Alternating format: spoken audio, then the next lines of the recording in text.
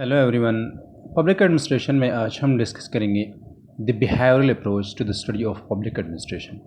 और basically method इस तरह रहेगा कि हम इसे कंपेयर करते हैं क्लासिकल अप्रोच के साथ कि क्लासिकल अप्रोच में कौन कौन सी बातें थी। और ज़ाहिर बात है कि ये क्लासिकल अप्रोच के बाद या 1940s के बाद जो है ये बिहेवियरल अप्रोच की तरफ हम जाते हैं, तो ये लाजमी है कि हम इसे कंपेयर करें थोड़ा सा क्लासिकल अप्रोच के साथ। और इसी के साथ साथ हम डिस्कस करेंगे कि बिहेवियरल अप्रोच जो है मतलब ज़ात ख़ुद क्या है।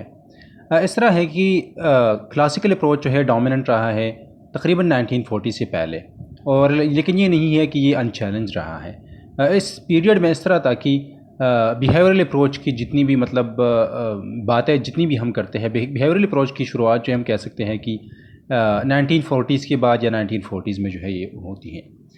इस तरह है कि सबसे पहली बात यह है कि this approach defies brief definition. मतलब ये है कि ये ब्रीफ डिफिनीशन की तरफ नहीं जाते। फेस्लर फॉर एग्जांपल वो कहते हैं कि डिफरेंट करेक्टरिस्टिक्स हैं बिहेवियरल अप्रोच की। सबसे पहली बात वो ये करते हैं कि it एंटेल्स the study of actual behaviour. मतलब ये है कि हम कहते हैं कि पब्लिक एडमिनिस्ट्रेशन में हमने स्टडी करना है, हमने फोकस करना है एक्चुअल बिहेवियर पे, इंडिविजुअल बिहेवियर पे, या हम कह सकते हैं कि ह्यूमन बिहेवियर पे हमने फोकस करना। और इसी वजह से हम कह सकते हैं कि बिहेवियरल अप्रोच इसे इस वजह से कहा जाता है कि क्योंकि हम पब्लिक एडमिनिस्ट्रेशन में हम चीज़ों को जो हम ह्यूमन बिहेवियर को स्टडी करते हैं। दूसरी अहम बात यह है कि usually taking the individual as a preferred unit of analysis. और ज़ाहिर बात है कि अगर हम ह्यूमन बिहेवियर की बात करते हैं तो हमारे लिए एनालिसिस के लिए जो प्रेफर्ड यूनिट है वो इंडिविजुअल ही होगा। मतलब हम इंडिविजुअल को ज़्यादा फोकस करेंगे।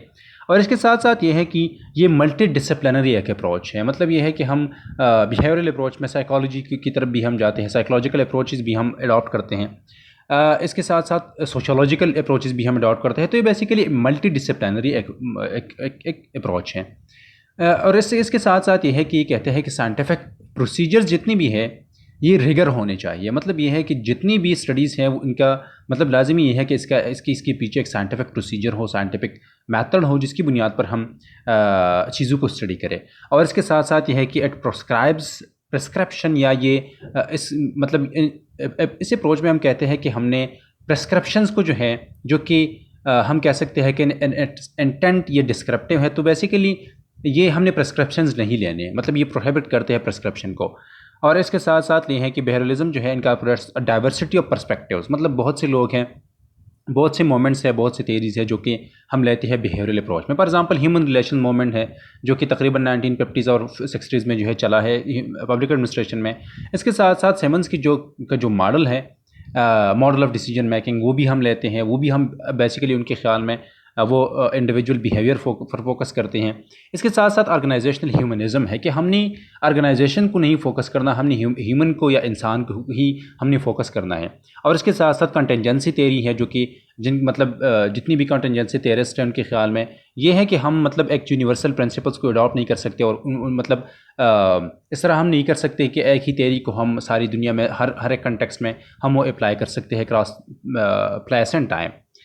और इसके साथ हम ये कह सकते हैं कि बिहेवियरल अप्रोच जो है इसका मतलब जिस तरह क्लासिकल अप्रोच में हम कहते हैं definition of public the field of administration की तरफ हम नहीं जाते।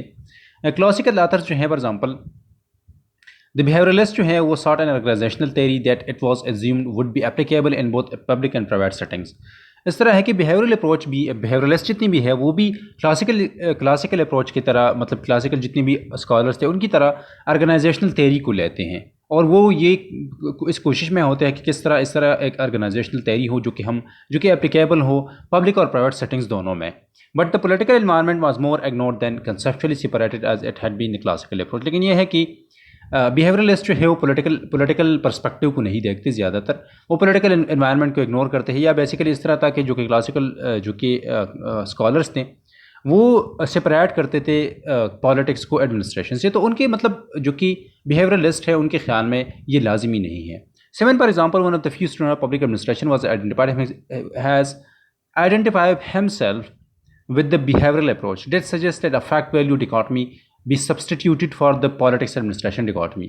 इस तरह है कि उनके ख्याल में सेमन कहते हैं कि हमने फैक्ट और वैल्यूज़ की तरफ देखना है। मतलब ये है कि हमने अगर पब्लिक एडमिनिस्ट्रेशन को मोर साइंटिफिक बनाना है तो हमने फैक्ट्स की तरफ जाना होगा, ना कि हम ये सेपरेट करें कि पॉलिटिक्स क्या है और एडमिनिस्ट्रेशन क्या है।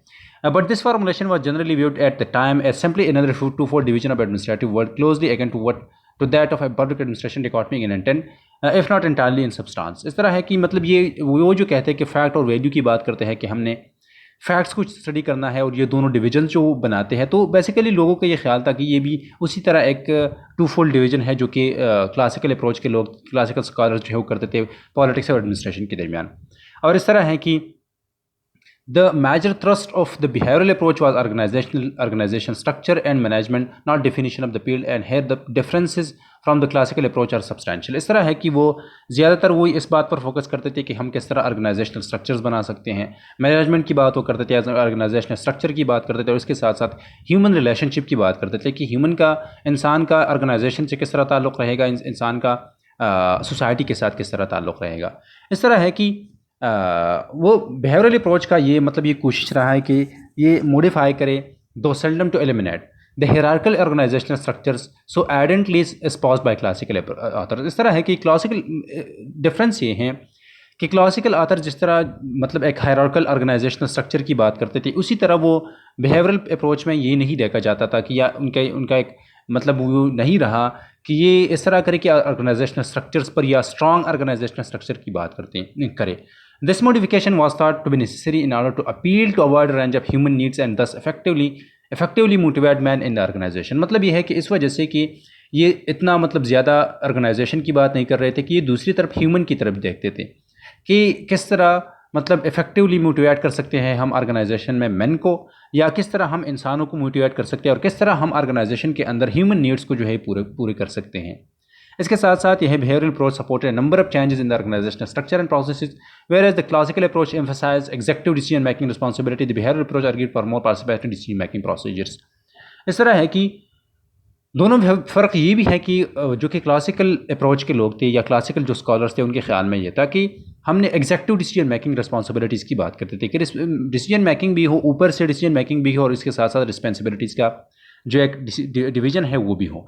लेकिन यहाँ पर और बेसिकली हम कह सकते हैं कि ऊपर से वो डिसीजन मेकिंग की बात करते थे, जो कि बिहेवियरल अप्रोच के लोग हैं वो मोर पार्टिसिपेटरी डिसीजन मेकिंग की बात करते हैं कि ज़रूरी होना चाहिए कि जो जितनी भी फॉर एग्जांपल ऊपर की या नीचे की हायरार्की में जितनी भी लोग हैं, एडमिनिस्ट्रेटिव स्ट्रक्चर्स में ऊपर के लोग हैं, नीचे के लोग, वैसे जितनी भी लोग हैं, मोर पार्टिसिपेटरी डिसीजन मेकिंग अगर हो तो ये बेहतर है, या ये इसके साथ एडमिनिस्ट्रेटिव स्ट्रक्चर जो है, एडमिनिस्ट्रेशन जो है, ये मोर एफिशिएंट बन सकता है। सुपरविजन इस तरह था कि मतलब जो क्लासिकल अप्रोच के लोग थे वो सुपरविजन से इस बुनियाद पर देखते थे कि किस तरह हम प्रोडक्शन को इंक्रीज़ कर सकते हैं, वो प्रोडक्शन ओरिएंटेड था। और बिहेवियरल अप्रोच में इस तरह है कि ये एम्प्लॉय ओरिएंटेड है कि किस तरह सुपरविजन किस तरह इस तरह होना चाहिए जो कि मोर मतलब फ्रेंडली हो इंडिविजुअल्स के साथ, ह्यूमन के साथ, या वो हम कह सकते हैं कि एम्प्लॉय के साथ, जितनी भी एम्प्लॉयज़ हैं उनके साथ सुपरविजन किस तरह मोर इफेक्टिव हो या मोर फ्रेंडली हो, इस तरह चीज़ों की वो बात करते थे। इसके बाद यह है कि क्लासिकल अप्रोच जो है, जो कि साइंटिफिक या हम कह सकते हैं फ्रेडरिक टेलर जो है वो बेनिफिट्स ऑफ स्पेशलाइजेशन की बात करते हैं कि स्पेशलाइजेशन मतलब क्यों ज़रूरी है। लेकिन जो कि बिहेवियरल अप्रोच है इनका ये कहता है कि जॉब इनलार्जमेंट हो, या वो कहते थे कि फॉर एग्जांपल स्पेशलाइजेशन या डिफ्रेंशिएशन इतना ना हो कि मतलब इंडिविजुअल जो है वो सिर्फ एक ही काम करे।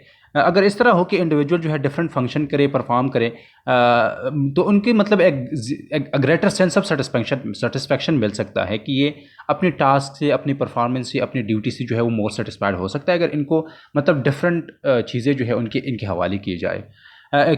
इसके साथ साथ ये है कि क्लासिकल जो अप्रोच हैं वो स्पैन ऑफ कंट्रोल की बात करते हैं ताकि क्लोज सुपरविजन हो। मतलब ये है कि ऊपर से नीचे तक सारे लोग जो है एक कंट्रोल में हो, ऊपर के लोग जो है नीचे के लोगों को अपने कंट्रोल में रखें। तो इस तरह है कि बिहेवियरल अप्रोच जो है ये सजेस्ट करता है कि wider span of control to prevent a close supervision and allow sufficient latitude of expression of self initiative and self control in the part of the worker. इस तरह है कि ये सिर्फ ये नहीं कहते कि ऊपर से सारा कंट्रोल जो है ऊपर के लोगों के साथ होगा, जो कि क्लासिकल अप्रोच या साइंटिफिक मैनेजमेंट या क्लासिकल अप्रोच के लोग कहते थे। बिहेवियरल अप्रोच के वो ये कहते हैं कि ना सिर्फ एक डिसीजन मेकिंग जो है मोर डेमोक्रेटिक हो, मोर पार्टिसिपेटरी हो, लेकिन इस तरह ये भी है कि वर्कर अगर चाहे तो वो अपना मतलब एक इनिशिएटिव ले सकता है, वो चीज़ों को इनिशिएट कर सकता है। और इस तरह है कि जारी बात है कि वो सेल्फ कंट्रोल की बात कर देते कि ऊपर से नहीं, बल्कि ज़रूरी ये होना चाहिए कि एडमिनिस्ट्रेटिव स्ट्रक्चर में जितनी भी एडमिनिस्ट्रेटर्स है, जितनी भी वर्कर्स है, वो ख़ुद को कंट्रोल में रखे और इसके साथ साथ एक इनिशिएटिव अगर वो लेना चाहते हैं तो वो ले सकते हैं। क्लासिकल ऑथर्स जो हैं centralisation in the name of control and coordination की बात करते हैं कि अथॉरिटी का या पावर का सेंट्रलाइजेशन जो है ये लाजमी है। बिहेवियरल ऑथर जो है वो कहते हैं कि वो डिसेंट्रलाइजेशन की बात करते हैं कि ज़ाहिरी बात है to give more members of the organisation a greater sense of control over their own destinies. मतलब यह है कि वो इस बात पर मतलब वो फोकस करते थे जो कि बिहेवियरल अप्रोच के लोग हैं कि अगर हम डिसीजन मेकिंग में हिस्सा दें उनको, हम उनको कोई इनिशिएटिव लेने का एक इख्तियार है वो दें, हम ऊपर से उनको कंट्रोल में ना रखें, तो इस तरह है कि इसके साथ डिसेंट्रलाइजेशन हो जाएगा। या डिसेंट्रलाइजेशन जो है ये भी एक इम्पॉर्टेंट है ताकि लोग जो है ख़ुद अपने डेस्टिनीज़ या अपने फ्यूचर का फैसला जो है वो लोग खुद करें। अलबत्ता ये है कि एफिशिएंसी जो है ये ज़रूर होनी चाहिए। These contrasts in managerial style were derived in large part from more fundamental conception of difference between two approaches, most basically in their notions about the relationship between men and organization. Classical approach में ज़ाहिरी बात है कि वो mechanical view, उनका जो view है वो ज़्यादातर मैकेनिकल है, of man in the organization dominated. It was assumed that employees were involved only segmentally in the organization, that is, work was only one of the main interests and not necessarily the primary interest, and that organization members only sought instrumental rewards that could be used to obtain basic satisfaction elsewhere. इस तरह classical approach जो है वो mechanical view को adopt करते हैं और वो ये कहते हैं कि फॉर एग्जांपल एम्प्लॉयज़ जो है वो सेगमेंटली इन्वॉल्व होते हैं ऑर्गेनाइजेशन में, और इसके साथ साथ ये है कि इनके साथ इंसेंटिव्स जो है ये बेसिकली या रिवार्ड्स जो है या जो कि इंसेंटिव्स है वो बेसिकली मनीटरी हैं, या हम कह सकते हैं कि ये पैसों की बुनियाद पर हैं। Given this conceptualisation of relationship between people and organisation, the assuming that money is the primary instrumental reward, it was felt that man's behaviour in organisation could be controlled by the judicious manipulation of monetary incentives. इस तरह की for example अगर आप उनको पैसे देते हैं, आप फॉर एग्जांपल मनी डिस्ट्रीब्यूशन की बात वो करते हैं कि अगर आप उनको जो कि मॉनेटरी जो कि इंसेंटिव्स है वो देते हैं, तो ज़ाहिरी बात है कि उनका एक ऑर्गेनाइजेशन से एक रिलेशनशिप इस इन इंस्ट्रूमेंटल जितनी भी रिवार्ड्स हैं वो अगर मनी के शक्ल में हो, तो इनका एक रिलेशनशिप जो है मनी की बुनियाद पर लोगों का ऑर्गेनाइजेशन से बनता है। लेकिन इससे हटकर इस तरह है कि बिहेवियरलिस्ट जो है constructed a substantially different scenario, weaving employees behaviour is more variable. वो ये कहते हैं कि एम्प्लॉयज़ बिहेवियर जो है हम इस बुनियाद पर हम स्टैटिक नहीं रख सकते कि अब हम उनको मॉनेटरी इंसेंटिव्स दें।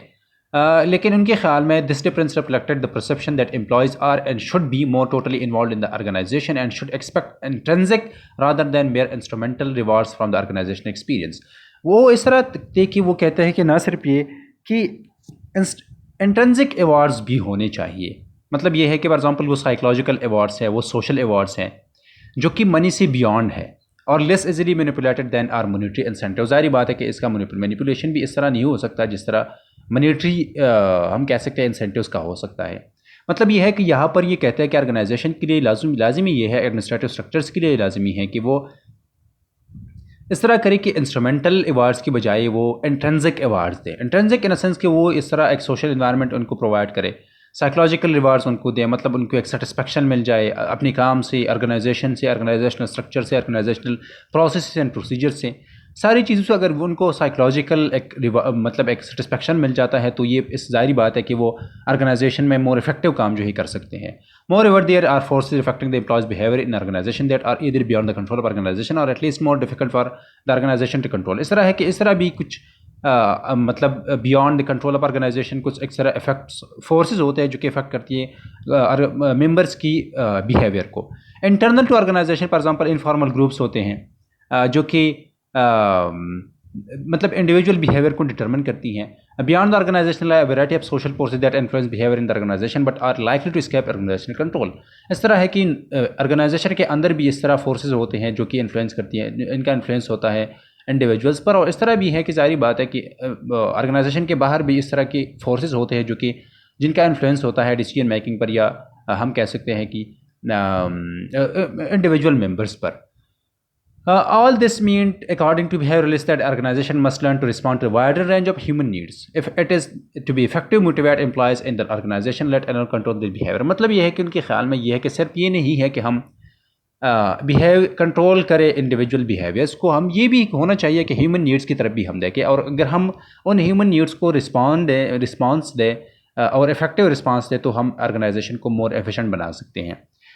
इस तरह है कि organization cannot simply assume obedience in its directives. It must actively seek the consent and compliance of its participant. इस तरह है कि हम सिर्फ ऊपर से लोगों को कंट्रोल में नहीं मतलब रख सकते हैं।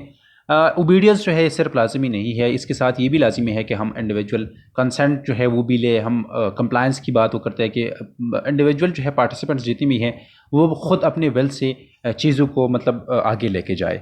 और इसके साथ साथ ये भी है कि there were also some major differences between the classical and behavioral approaches in the method employed to realize a common ambition of constructing a science of administration. यहाँ पर अगर हम science of construction of the science of administration की बात करते हैं तो classical approach जो है उनके क्लासिकल अप्रोच में वो ये कहते थे कि हमने मतलब वो classical approach has been in mention was largely deductive and descriptive in emphasise. इस तरह है कि वो ज़्यादातर डिडक्टिव थे कि वो मतलब जनरल से वो स्पेसिफिक की तरफ जाते थे और वो डिस्क्रिप्टिव चीज़ों को देखते थे। डिस्क्रिप्टिव इन सेंस कि वो मतलब एक चीज़ जो है एक्चुअली किस तरह काम करता है वो इस बात पर मतलब ज़ाहिरी बात है कि वो डिस्क्रिप्टिव थे और ज़्यादातर हम कह सकते हैं कि मोर साइंटिफिक नहीं थे। Pursuing much of its research is in logical positivist tradition stressing the operationalisation of concepts. वो बेसिकली ये कहते हैं कि किस तरह हम कंसेप्ट्स को ऑपरेशनलाइज कर सकते हैं, जो कि लॉजिकल पॉजिटिविस्ट कहते हैं। The use of systematic techniques of analysis in the testing of hypothesis. और बेसिकली वो ये कहते थे किस तरह हम सिस्टमैटिक टेक्निक्स को मतलब यूज़ कर सकते हैं टू एनालाइज टेस्टिंग हाइपोथेसिस। मतलब ये है कि वो चीज़ों को हाइपोथेसिस को फिर इम्प्लीमेंट करना चाहते थे, प्रैक्टिकली वो देखना चाहते थे ऑर्गेनाइजेशनल स्ट्रक्चर्स में, generally based on accumulation of empirical findings. और बेसिकली एम्पेरिकल फाइंडिंग्स की बुनियाद पर वो अपनी जो कि मेथड हैं वो अडॉप्ट करते थे कि मतलब वो एम्पेरिकल फाइंडिंग्स की बुनियाद की तरफ जाते थे या वो ये करते थे कि वो एक एब्स्ट्रैक्ट आइडिया को इम्प्लीमेंट करना चाहते थे, हाइपोथेसिस को इम्प्लीमेंट करना चाहते थे ऑर्गेनाइजेशन में। Normative attribution about organisation were not so much abundant as deferred pending and acquisition of मोर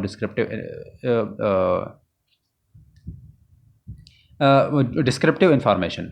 इस तरह है कि बिहेवियरल अप्रोच मतलब ये है कि जो कि वो तो ज़्यादातर क्लासिकल अप्रोच में डिडक्टिव अप्रोच की बात करते थे। यहाँ पर ये जो बिहेवियरल अप्रोच में ये लोग जो थे ये इंडक्टिव अप्रोच की तरफ गए, डिस्क्रिप्टिव चीज़ की तरफ गए, क्योंकि डिस्क्रिप्टिव एनालिसिस जो है ये मोर साइंटिफिक है नॉर्मेटिव एनालिसिस से, जो कि और इसके साथ साथ वो लॉजिकल पॉजिटिविस्ट मतलब वो ऑपरेशनलाइजेशन ऑफ कंसेप्ट की बात करते थे, या वो ये बात करते थे कि चीज़ें हैं किस तरह, ना कि जो कि नॉर्मेटिव एनालिसिस में जो कि क्लासिकल अप्रोच की रुख करते थे कि क्लासिक चीज़ें जो है होनी किस तरह चाहिए। और इस तरह है कि ज़ाहिरी बात है कि यहाँ पर एक कंट्रास्ट हम कह सकते हैं कि डिफरेंस ये है कि सिंपल अल्फाज में कि एक डिस्क्रिप्टिव है और एक नॉर्मेटिव है। डिस्क्रिप्टिव एनालिसिस करते थे फैक्ट्स की बुनियाद पर, एम्पेरिकल डाटा की बुनियाद पर, एम्पेरिकल फाइंडिंग्स की बुनियाद पर बिहेवियरल अप्रोच के लोग या बिहेवियरलिस्ट जो थे। और जो कि क्लासिकल अप्रोच के लोग थे वो ज़्यादातर नॉर्मेटिव एनालिसिस की बात करते थे कि वो आइडियाज़ को लेते थे कि किस तरह हमें किस तरह करना चाहिए कि एडमिनिस्ट्रेशन जो है ये मोर एफिशिएंट भी हो और मोर इफेक्टिव भी हो।